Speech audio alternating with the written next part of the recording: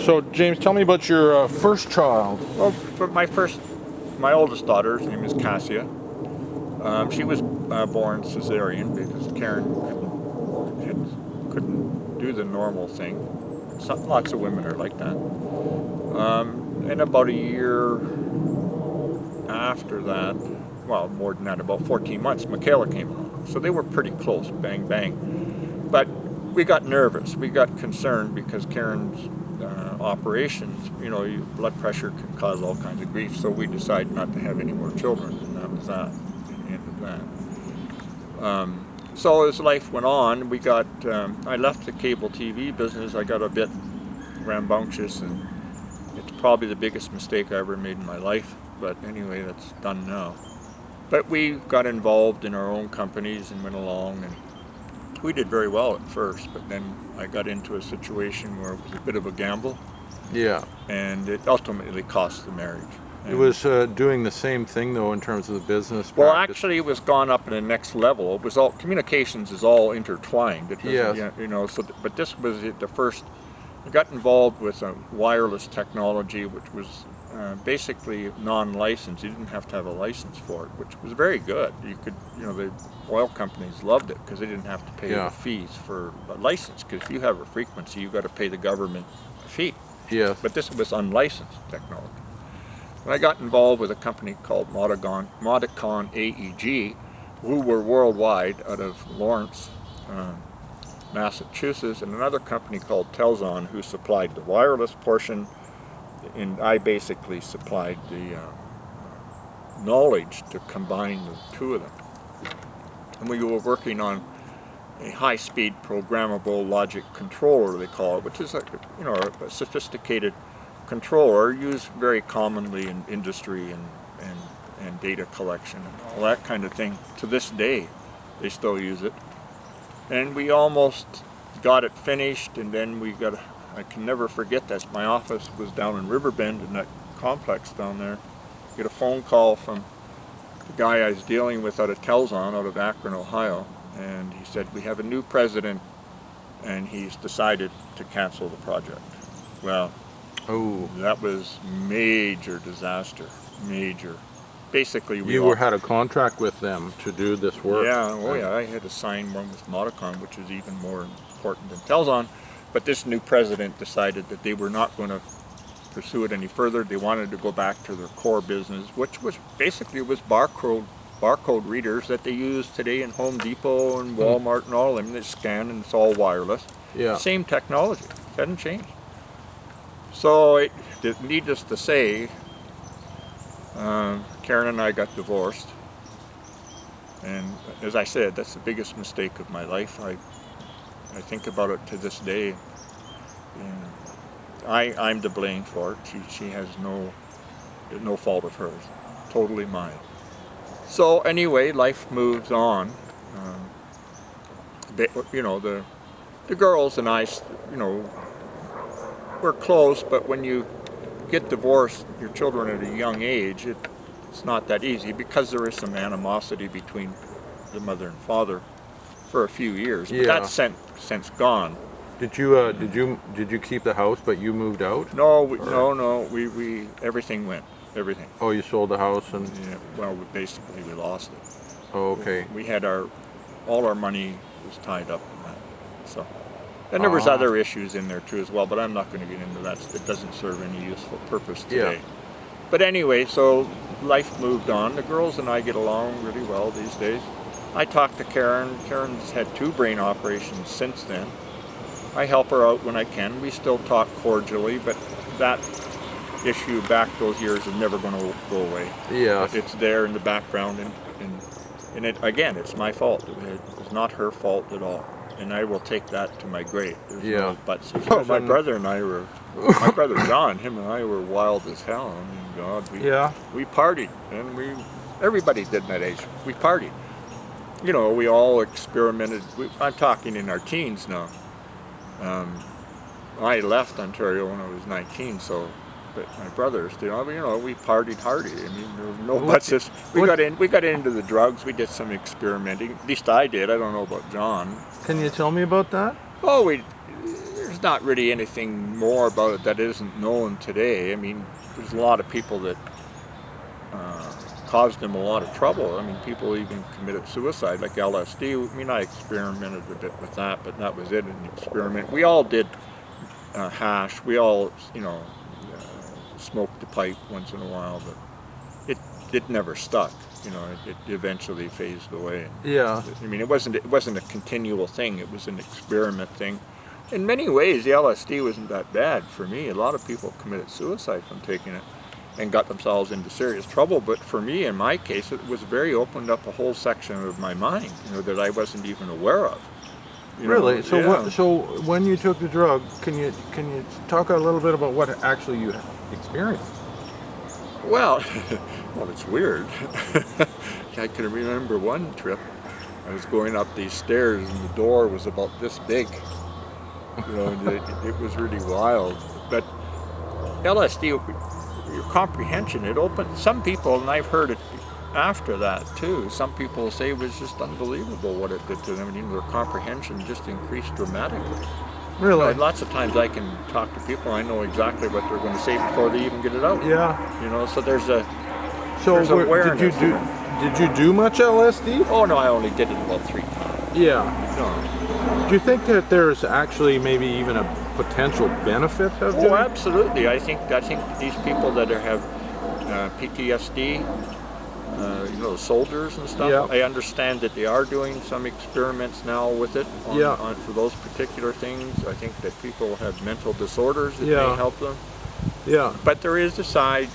It's probably gotten better since, you know, when I was a teenager, it was the first kick at the cats, first time it became popular, and it was very popular.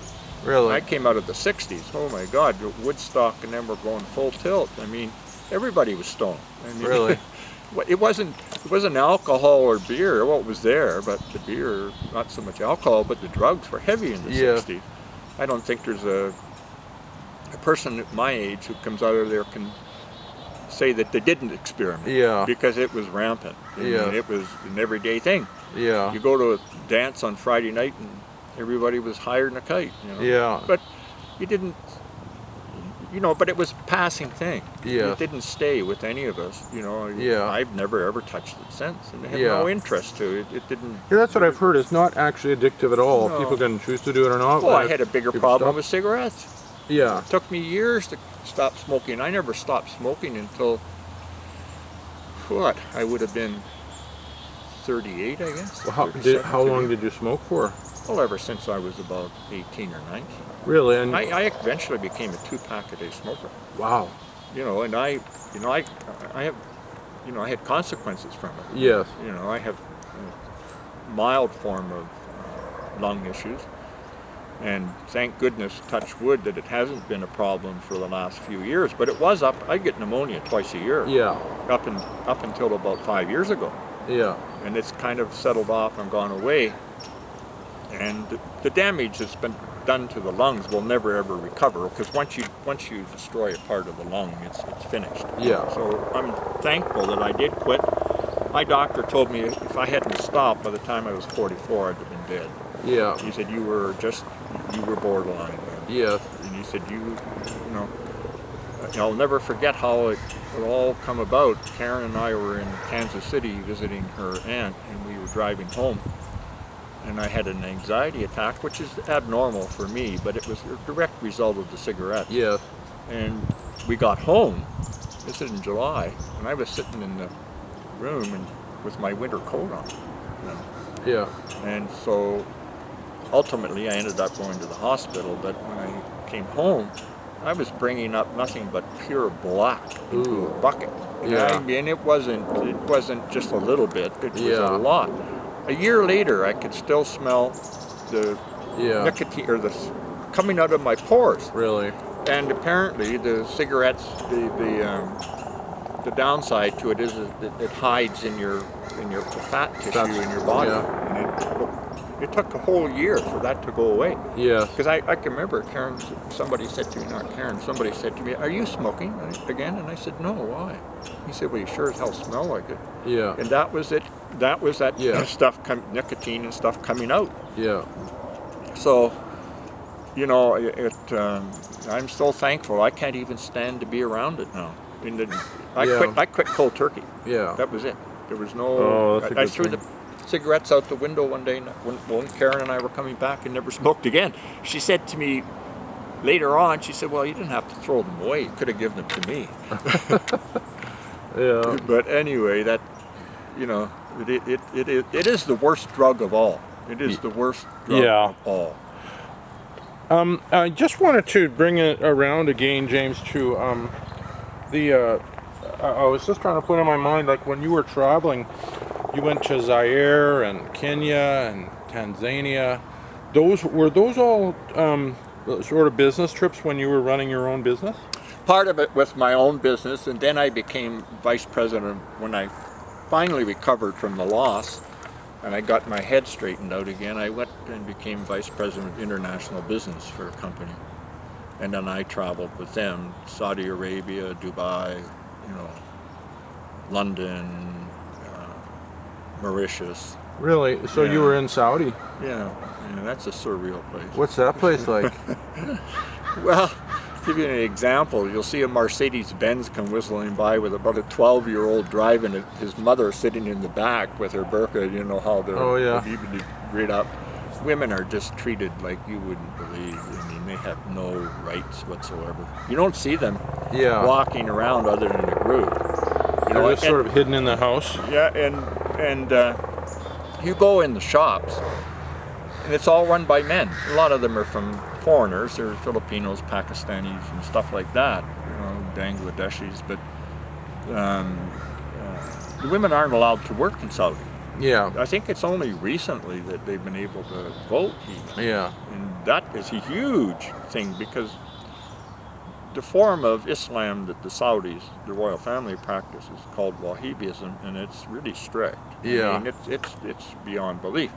But slowly, ever so slowly, they are trying to make some inroads to giving women some more rights.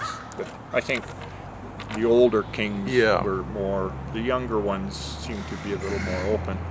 I got to tell you a story about that. I Yeah. was leaving Riyadh to go to Dubai, and a bunch of Saudis got on the plane. They're not allowed to drink in Saudi Arabia, of course, but they probably do. But anyway, make a long story short, I get to the hotel where I'm staying at, and we were on a mission, a trade mission there, myself and some other companies. Our companies were there. And so we all, on the plane, we got to know each other because we Yeah. came from different parts of Canada. And so we go up to the bar to have a drink, and here's all these Saudis, and they're just hammered. Really? I mean, hammered. Wow. Some of the bars there actually had signs, no Saudis, Really?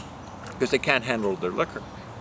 And so they'd get a little bit crazy. Yeah. You know, and then they'd start to, you know, there's a lot of Eastern European girls work there as barmaids. Yeah. And they're beautiful girls. I mean, my God almighty. Slash prostitutes. Yeah. And these Saudis Yeah. would be, you know, getting a little too friendly, and the management didn't like it. So, Yeah. But you know, but it was expensive there. Oh, I bet. You should see the gold souks there. They have gold souks there, 22 karat gold, shop after shop after shop. Really? Yeah, and all But this just gold, gold. just gold. Yeah. Crazy about gold, eh? Yeah. Oh, yeah. But they call it yellow gold there. It's not like our gold, but it's 22 to 24 karat. I mean, it's Wow. almost 100% pure. Yeah. You know, and it. I got That's a weird culture. I've been to Morocco and Egypt. Just for a week though. Yeah. So. But you you know. know, but you go to Dubai. Yeah. Dubai's totally different. They got bars and all kinds of things. Really? Open Really? season, but you know, the even though it's an Islamic country, Yeah. you know, they learned how to make money. Terrible hypocrisy in that, isn't Well, there? there's Oh, Dubai and Abu Dhabi. Yeah. The UAE are made up of these little conglomerate situations, like Yeah. cities, you know, but they're all formed into the Yeah. UAE. But Dubai is just wide open. Wow. It's more open than here. And they have more money than God. Oh, they certainly do. But yeah, it's. I've seen a lot of the world. I have a lot of memories, that's for sure. You know, I have some photographs, but I wish I had taken more. But in those particular days, Yeah. I didn't even think about it. You know, that's the way it is. That's the way it is. Well, that's pretty good for today, James. Yeah. Why don't we pick this up another day, and we'll scoot on to some other topics. Absolutely. Yeah. Absolutely. Thank Okay. you. Thanks, then.